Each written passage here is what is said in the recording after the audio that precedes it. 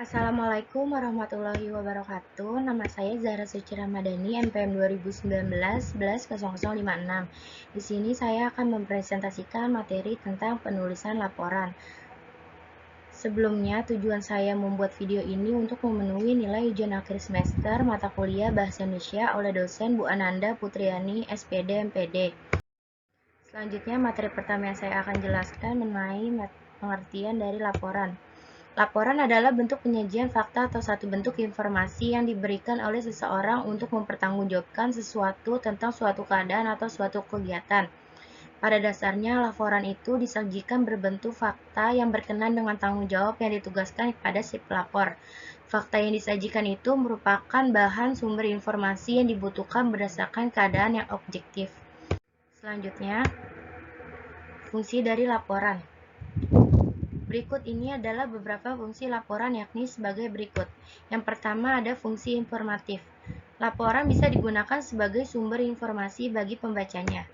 Yang kedua, fungsi pertanggungjawaban. Laporan merupakan suatu bentuk pertanggungjawaban penulis terhadap pembaca laporan atau atasannya atau tugas yang harus dan telah dilaksanakannya. Yang ketiga ada fungsi pengawasan. Dengan membaca laporan, seorang atasan bisa mengawasi bawahan serta tugas yang dilakukan bawahan tanpa harus melihat langsung. Yang terakhir ada fungsi pengambilan keputusan. Laporan dari bawahan dapat digunakan oleh atasan sebagai bahan pertimbangan pengambilan keputusan. Fungsi pengambilan keputusan ini juga berlaku untuk laporan koordinatif. Selanjutnya tujuan dari laporan. Mengenal pasti masalah, memberikan maklumat dan fakta, mencadangkan penyelesaian, mencadangkan tindakan yang perlu dilakukan, membuat kesimpulan, menilai sesuatu penyelidikan atau aktiviti, membuat rekod suatu peristiwa, menganalisis aktiviti perniagaan, mensintetis sesuatu plan tindakan, menguraikan sesuatu peristiwa, prosedur, tindakan, dan lain-lain. Dan yang terakhir, laporan berbentuk pendek atau panjang dalam format informal atau formal. Selanjutnya, manfaat dari laporan. Yang pertama, menjadi dasar penentuan kebijakan. Yang kedua, menjadi bahan untuk penyusunan rencana kegiatan berikutnya. Yang ketiga, bisa mengetahui perkembangan dan proses dari peningkatan kegiatan. Yang keempat, sebagai sumber informasi. Yang kelima, dasar penentuan kebijakan dan pengarahan pimpinan. Yang keenam, bahan penyusunan rencana kegiatan berikutnya. Dan yang terakhir, data sejarah perkembangan satuan yang bersangkutan dan lain-lain. Selanjutnya, ciri-ciri dari laporan. Bersifat ringkas. Dalam laporan yang ditulis hanya mengemukakan hal-hal pokok secara ringkas yang berhubungan dengan tugasnya, sehingga penerima laporan segera mengetahui permasalahannya. Yang kedua, bersifat logis. Laporan dianggap logis jika keterangan yang dikemukakannya dapat ditelusuri alasannya yang masuk akal. Yang ketiga, bersifat sistematik. Laporan dianggap sistematik jika keterangan yang tulisannya disusun dalam satuan-satuan yang berurutan dan saling berhubungan. Maksudnya sistematik itu seperti penulisan judul, subjudul, dan sebagainya yang disusun dengan teratur dengan perencanaan yang baik. Yang terakhir, bersifat objektif. Maksudnya, pernyataan yang dibuat dalam sebuah laporan harus berdasarkan fakta atau kenyataan. Selanjutnya, unsur-unsur dari laporan. Yang pertama, kelengkapan data dan fakta dalam menulis laporan. Yang kedua, uraian laporan harus jelas sehingga tidak memberikan peluang pembaca dalam penafsirannya. Yang ketiga, keakuratan data dan fakta yang disampaikan oleh laporan. Yang keempat, penyusunan laporan harus sistematis sehingga pembaca dapat dengan mudah mengerti dan memahaminya. Dan yang terakhir, penulisan laporan harus objektif, tidak memasukkan suatu unsur keterpihakan atau opini pribadi. Berikut jenis-jenis dari laporan. Jenis laporan berdasarkan waktu dibagi menjadi dua, yaitu laporan berkala dan insidental. Yang kedua, laporan berdasarkan bentuk dibagi menjadi tiga, yaitu laporan berbentuk surat, laporan berbentuk naskah, dan laporan berbentuk memo.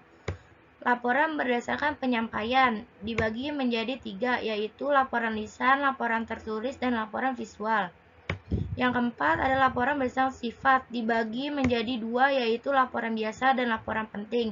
Dan yang terakhir laporan berdasarkan isinya, dibagi menjadi 5, yaitu laporan informatif, rekomendasi, laporan kelayakan, dan yang terakhir laporan pertanggungjawaban.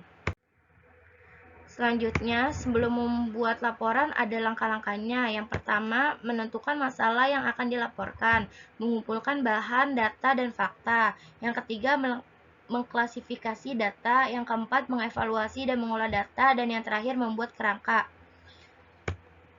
Hal yang harus diperhatikan dalam membuat laporan yaitu harus jelas dan cermat, mengandung kebenaran dan objektif, harus lengkap, harus tegas dan konsisten, harus langsung mengenai sasaran, harus disampaikan kepada orang dan alamat tujuan yang tepat, disertai saran-saran dan tepat waktu.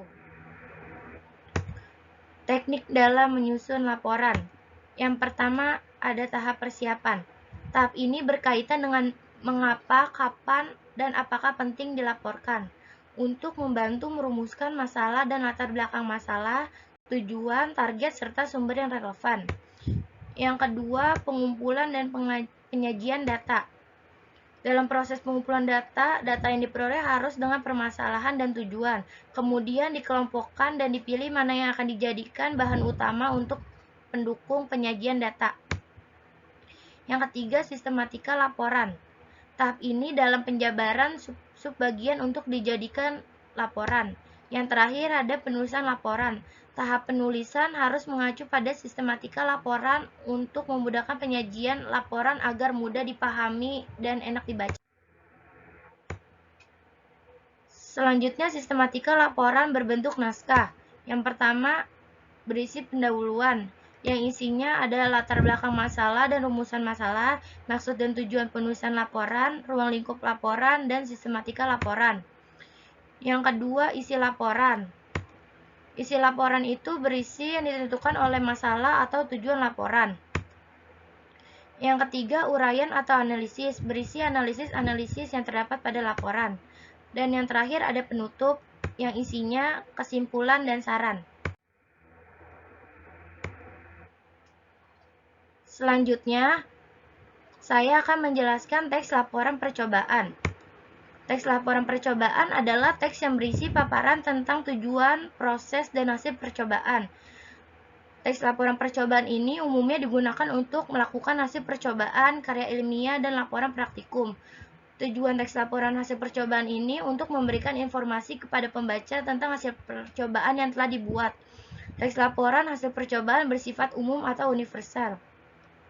Struktur yang terdapat dalam teks laporan percobaan, yang pertama ada judul, yang kedua tujuan, yang ketiga bahan dan alat, yang keempat langkah-langkah atau cara pembuatan, yang kelima hasil percobaan, dan yang terakhir ada kesimpulan. Saya akan memberitahu contoh laporan percobaan yang udah saya pernah buat. Di sini, saya pernah membuat lilin aromaterapi. Saya membuat laporan percobaannya dengan menggunakan struktur laporan percobaan, ada judul, tujuan, alat dan bahan, dan selanjutnya cara pembuatan. Lalu, setelah cara pembuatan, di sini kita paparkan hasil percobaannya. Dan selanjutnya kita menyimpulkan laporan percobaan yang sudah kita buat. Terima kasih, kurang lebihnya mohon maaf. Wabillahi taufiq wal hidayah. Wassalamualaikum warahmatullahi wabarakatuh.